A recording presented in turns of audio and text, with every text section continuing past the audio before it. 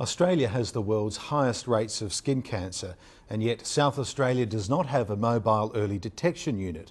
Western Australia does, and the SA Lions clubs have been using the WA bus here as a model for a planned local service. We went along on a screening trip which uncovered some confronting statistics and also an unexpected sad tale.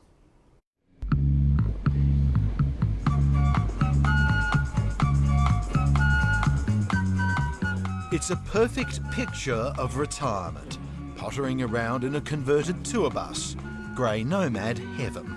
Yeah, well, I suppose we hardly like that when we head north and east. I'm happy to be a grey nomad if I'm enjoying providing the service. I guess we look a bit like grey nomads. But looks do deceive.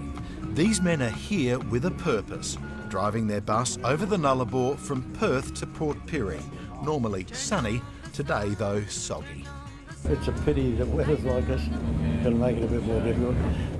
The bus is a mobile cancer screening unit funded by the Lions clubs of Western Australia.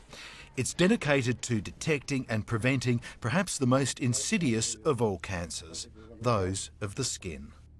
Well, we feel pretty gratified really because we found it, and the whole secret of the success of the service that Lions are providing through the Lions Cancer Institute is the fact that we're able to, by early detection, save lives from people who may otherwise not have realised they had the lesion, may not have realised the seriousness of the lesion, and it could prove fatal.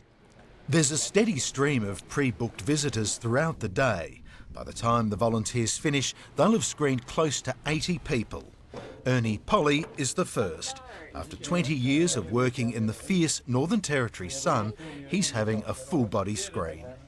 I've had one or two skin cancers cut off in the past, and there's always little things that you see on your body and you think, what's that? And give it a bit of a scratch and it goes, so you think it's all right, but it doesn't.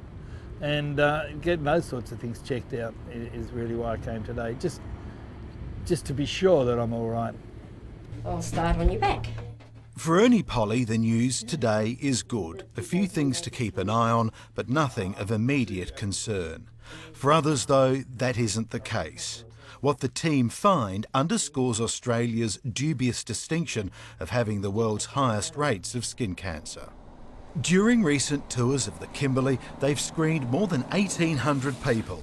In every town, from Broome to Wyndham, they've discovered scores of lesions that doctors later determined to be possibly life-threatening.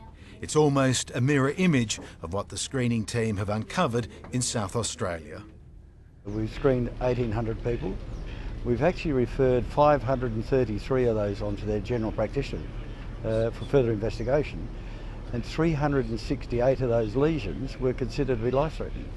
The team battle apathy. More than 60% of the South Australians they've seen haven't been screened before.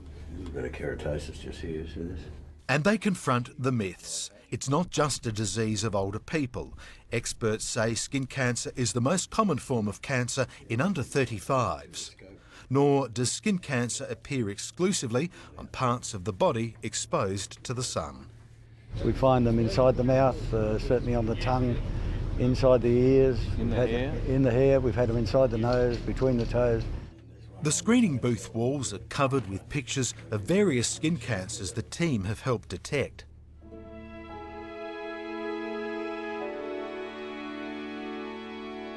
The names of the individuals aren't recorded, but Colin Beecham can't forget the story behind this melanoma on the foot, the most aggressive kind. He was a 27-year-old working in the Western Australian mines. He made a DVD about his illness.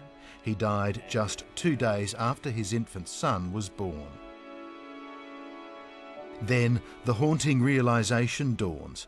Perhaps we do know this man's name. His family have told this story before. It sounds very much like our son Aaron. He passed away of melanoma in WA. Yes, Aaron Thompson. It's your boy? Yes, my big boy. Yeah. In 2012, 730 SA visited the Thompson family in the Murray-Mallee town of Lameroo. Working fly-in, fly-out, Aaron Thompson was based in Murrin, which Colin Beecham says is where the Lions bus made a visit.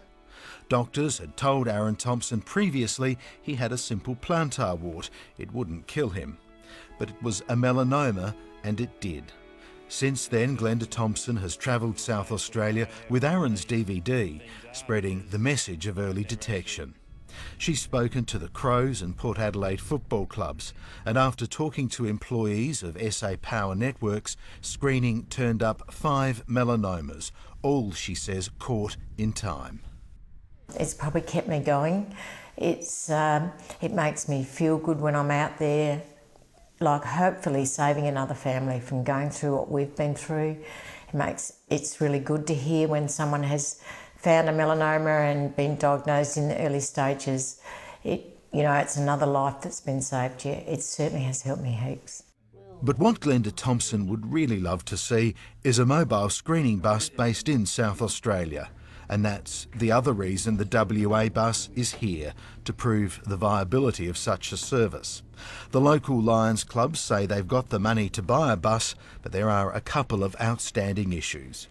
The two things that I would need to have this program up and running with a mobile van is more professional screeners to help so that we don't burn out the screeners that we have. And I would need a sponsorship of up to about $70,000 a year to continue this project each and every year. Marilyn Miller believes with that solved, a bus could be on the road in 12 months, covering both SA and the Northern Territory, plus Mildura and Broken Hill. Wherever it goes, it won't be short of visitors. Do you think we need a bus like this here full time? Oh, bloody oath. One of these just raging around South, and in fact South Australia is fairly big, I think, too.